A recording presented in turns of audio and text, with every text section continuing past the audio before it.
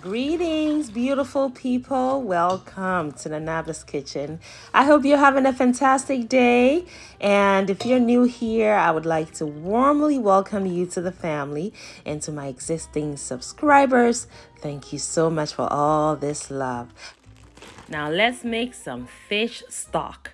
I have my fish heads. Now I've poured in some onions, some garlic, and also one scotch bonnet chili. You can use habanero, and I also have some thyme. We need those citrus notes. Now I also have the rind of half a lemon. Add enough water to ensure all the ingredients are submerged, and then set it on the stove. I am using the heads of Mediterranean sea bass. However, any fish carcass or the head, even the bones after you have filleted the fish, will be excellent for this recipe. Now, after it comes to a boil, go and remove all that foamy substance from it to keep the broth nice and clean. What you want is almost a translucency to it when it's done cooking. Now, once it comes to a boil, I'm going to fry some onions, friends. Don't skip this step. Fried onions and fish broth is the secret to excellent tasting fish broth, friends. I'm also adding some white peppercorns because white pepper just goes well with fish, in my opinion, as well as a licorice flavor from fennel seeds. Now you can substitute with inkiting or anise seeds.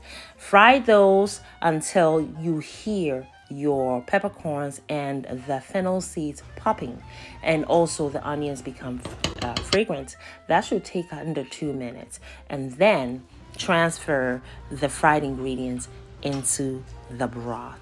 Stir it in and you are almost done. And now that we are at the final stages of cooking this stock / broth, you want to go in with something to freshen it up. And flat leaf parsley came to mind. You can also use a little bit of tarragon because tarragon just goes well with fish. All right, submerge that and you're literally done. Turn the stove off. And then proceed to separating the fish heads as well as the rest of the aromatics from the broth, and then strain the broth, and voila, you're quick and easy. Also, non-fishy tasting, very fragrant fish stock / broth is ready.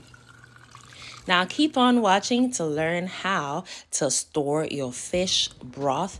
Also, how I transformed 32 fluid ounces of this beautiful fish broth into a 6-day joint lubricating, if you know what I mean. I was feeling very stiff on this day. I just needed a way to move, friends. So yeah, I made egg drop soup out of it. So keep on watching. That's coming up right here in this video very shortly. Now look at this broth. Perfect. So I measured 32 fluid ounces of the broth into this wok. Added my seasoning, which is just salt, and then also I made a slurry with cornstarch and some water.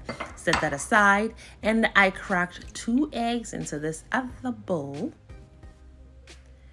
and gave it a quick whisk together. But prior to that, I removed that coily membrane from it because I just don't want it in my egg drop soup, using the shell. And I didn't mix it all the way, just, you know, where you can see the whites slightly separated from the yolk.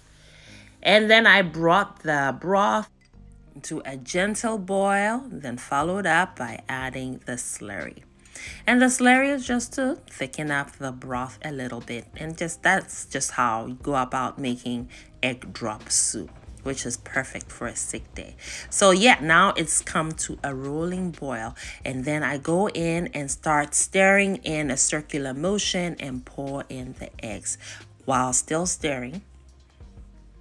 And then the eggs should poach immediately and form almost like strands of eggs, and that's egg drop soup. I went in with some chilies, some jalapeno, and some Fresnos, and also some spring onions, also known as scallions or green onions.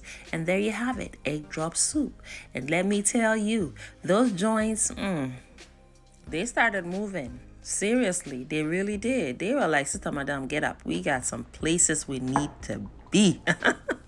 There you have it. Egg drop soup from our fish broth. It was perfect. And of course, friends and family, you know you can use this fish broth any other way you would normally use any sort of broth or stock. And here is how I store it. I let the broth come to a complete cool down temperature. And then I portion them into these airtight containers and off to the freezer or fridge they go. Thank you, beautiful person, for watching the video all the way to the end. Kindly leave me a comment and subscribe down below, and don't forget to share the video as well. Also, watch more videos. It is chop time, and here in Anaba's kitchen, chop time is always yes, friends. So pull up a chair. We are all friends and family here.